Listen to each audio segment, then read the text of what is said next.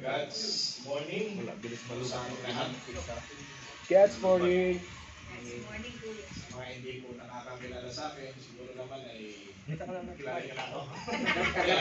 Kagabi, nakilala na kita Ako nga po pala ang inyong brother Jeff. Ngayon ay nakatasang mag-share ang ating maiksing salita ng ating Panginoon. So ako po ang Bible lecture ngayon.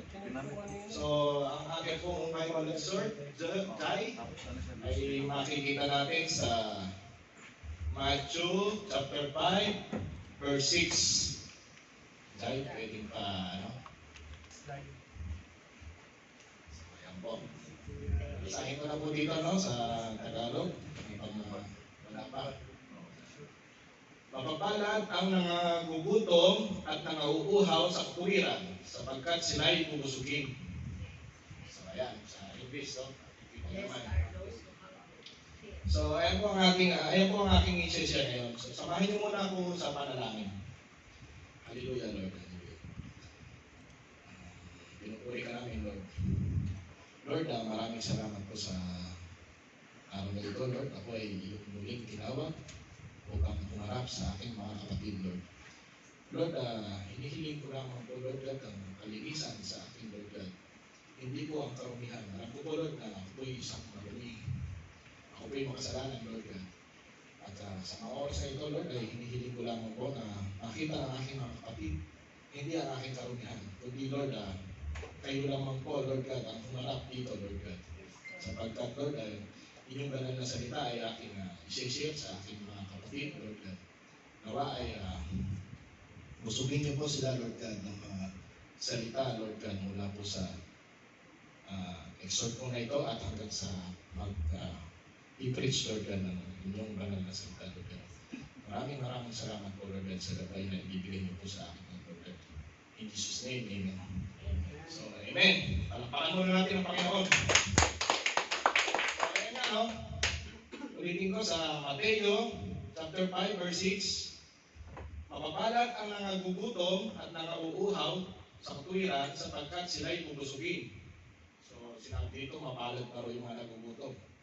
So, physically, pag tayo ba'y nagugutom, ano bang nararamdaman natin physically? Emotionally yun, di ba? Nagalit. So, physically muna. Pag nagugutom tayo, nanghihina tayo, no? Ang lalambot. Pag nauuhaw, ganun din ang pakiramdam natin. So, emotionally, madali tayong magalit. Di ba? Napapansin natin, lalo na kapag Ramadan, yung mga kapatid natin Muslim na mga nagpapasting, no? Lalo sa trabaho natin, sa Petromin. Yung mga customer natin, madaling mga magalit sila pagka yung makulit ka. So, ganun yun, no? Pag ayun ang emotionally natin nararamdaman bilang tao.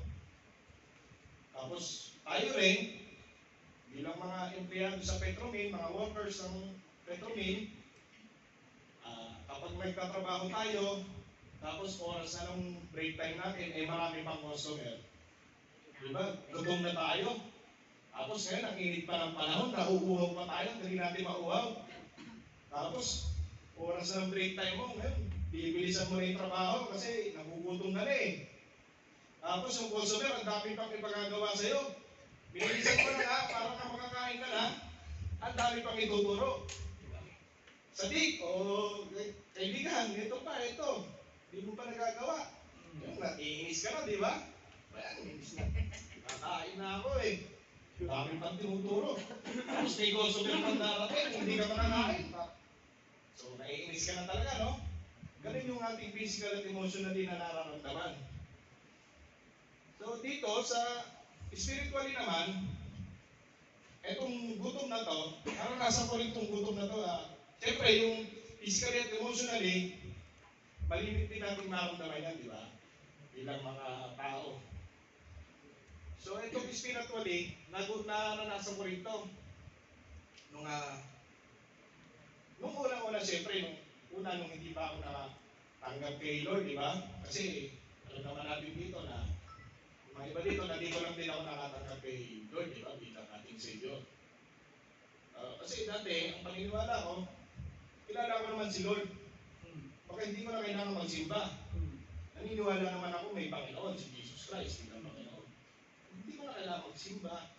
At least, kilala ko siya, ligtas na ako. Ayun pala, gutom pala ang spiritual mo nun.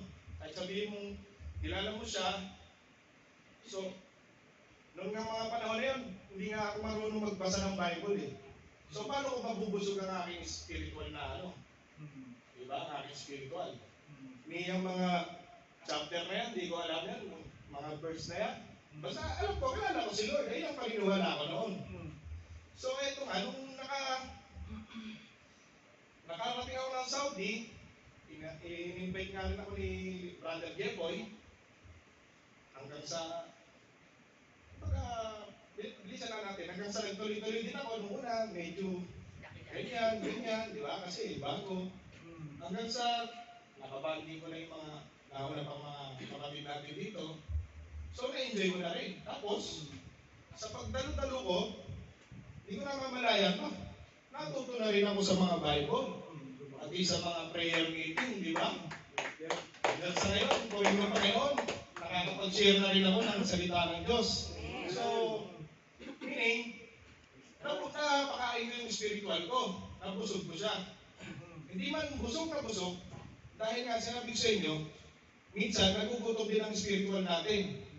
Tulad ng mga panahon na sa Petroming, di ba, na yung rest day Friday, yung duty 4 o'clock, naging 1 o'clock. So, nagutom na naman ang aking spirito.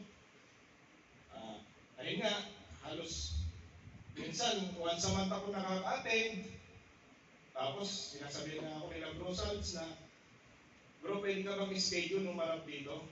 Na tumatanggi ako, bro, sabi ko, busy sa trabaho. Kasi parang gutom na yung spiritual ko, hindi na ako yung mga nagbabible, yung mga nag-preach, mga nag-exhort dito, parang medyo naano ko na. So paano ba ako haharap? Hindi na ako nakapag-aaral, di ba? So, tapos minsan parang kahit may time pa naman nun, parang tinatamad na rin akong umattend. Sabi ko talagang hindi ko pwedeng gano'n. Kasi yung parang nagiging mainitin na rin ang ulo ko, talagang yung nangihina rin ako, parang kaparehas ka rin ang physically at emotionally natin na pag tayo ay nagugutom, di ba? Na parang sabi ko, nasasabik talaga akong bumalik sa church. Eh talaga ang ano ko lang. So, ganun nga. Isa pa, di ba, pagka yung spiritually natin ay gutom, yun, tumadami ang ating mga kasalanan.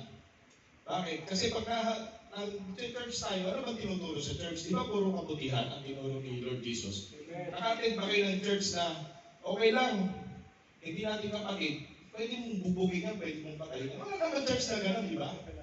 Kumbaga, sabi pa nga na, pag sinampal ka sa kabila, ibigay mo pa yung kabila. Di ba?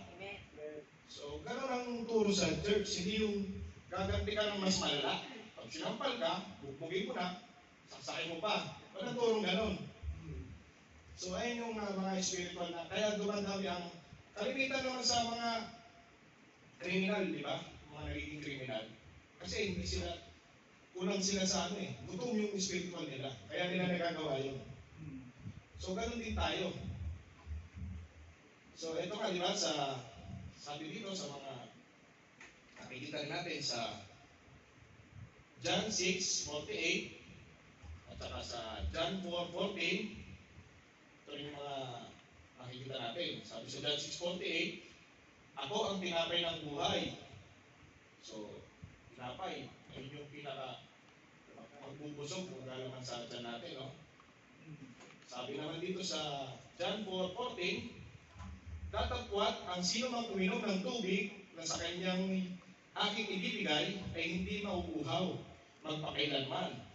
Ngunit ang tubig na sa kanya'y aking ibibigay ay magiging isang balon ng tubig na bubukal sa kabuhayang walang hanggan. So ay naman yung tubig. Puro ang Panginoon na nagsabi niyan, di ba? Na siya ang tinapay, siya rin yung magbibigay ng tubig. Spiritual natin yan ang ibig sabihin niyan. Hindi yung tinapay na pagkain na literal na aral, di ba? So kung tayo ay magsiserve sa Kanya, nabubusog yung ating spiritual. Di ba? Talagang busog na busog, may dessert pa kapag lagi kang nagsiserve sa Kanya. O ito pa, makikita rin natin sa John 6:35. Ayan, sa kanila ay sinabi ni Jesus, "Ako ang tinapay ng kabuhayan, ang lumapit sa akin ay hindi magugutom, at ang sumasampalataya sa akin kailanman hindi mauuhaw." Diba? Napakalinaw sa John 6:35 na siya na yung tinapay, siya pa yung tubig. So, kumpleto na. Kasi, subukan mo sa physical ulit nating buhay. Tinapay lang ang anuhin mo. Kumain ka lang, yung meal lang, meal. Walang drinks, walang tubig. Kulang, di ba? Kakain ka ng kanin, kulang. Wala bang tubig? Kulang pa rin. Tapos, kung tubig lang, wala namang kanin, walang kulang, manghihina ka pa rin. Kung baka hindi ka, yung lakas mo, kulang pa rin. Kaya dapat, kumpleto. Na mayroong meal at meron ding tubig, drinks. Diba? Ganon sa spiritual natin. Kaya hindi natin pwedeng sabihin na, kilala ko na si Lord. Kumbaga, naniniwala na ako may Panginoon. Hindi ko na kailangan magsisimba pa. Ganon din naman. Diba? Hindi.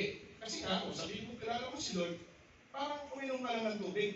Dahil kilala mo siya. Pero, hindi ka mabubusog ng, sabi dito, bubusugin kayo, mapalag ang nangagugutom at nanguuhaw sa tuwiran sapagkat sila'y bubusugin. So, ibig sabihin, pag ikaw ay nagsiserve talaga sa Kanya, talagang busog. Ibig sabihin, meron pang dessert, may take out pa. Kaya, ang ko lang sa atin, mga kapatid, Galing kay Dabo pa yun. kaya nga, ang pinag-pray ko, di ba? Sa mga, yung iba, alam na, yung iba, hindi pa. So, last Friday natin ko na dito sa PCF, di ba? Malungkot pero masaya. Di ba? Kaya ganun. Malungkot pero masaya. Siyempre, malungkot. Malalayo ako. So, isa pa, inisip ko, baka magutom na naman ang spiritual ko. Kaya siyempre, isa rin sa panalangin ko at hinihingi ko rin sa ating mga kapatid na ipanalangin rin ako na kasi nga, pupunta na ako ng Canada this next week. So, ayun lang ang panalangin ko rin na pag nakarating ako ng Canada, gamitin pa rin ako, magpagamit. Magpatuloy para ang busog pa rin, ayokong magutom. Hindi lang sa physical, pati sa spiritual, kailangan busugin natin. So, sana ay mabusog tayo dito sa maisipan ng salita at lalo na sa mamaya sa preacher. Kompleto na yun. So, ayun lang mga kapatid, no? Mamaya, pagkatapos ng gawain, siyempre, birthday ng ating kapatid na King Palay. So, birthday ng ating brother Marlon. So, despedida ko rin. Kaya, busog ang ating physical. Busog na ang ating spiritual. Busog tayo spiritual. Busog pa ang physical natin. So, purihin ang Panginoon, no? Okay. Salamat. Samahan niyo ako sa pagtatapos ng ating Bible share. Lord, maraming salamat po, Lord God. Pagkat ako'y tinuruan, Lord God, ng inyong salita, hindi ako makaharap dito, Lord God, hindi dahil sa inyo. At nawa, Lord God, ang aking mga kapatid, Lord God, ay sila ay nabusog ang kanilang spiritual, Lord God. At hindi pa dito nagtatapos, Lord God, sa mga sumusunod pa po na gawain, nawa ay maka-attend pa rin po sila dito, Lord God, sa inyong bahay panambahan upang sila'y patuloy na mabusog ang kanilang spiritual at hindi na muli pang magugutom ito, Lord God. Ayun lamang po, Lord God. Maraming salamat po. In Jesus' name. Amen. Amen. God.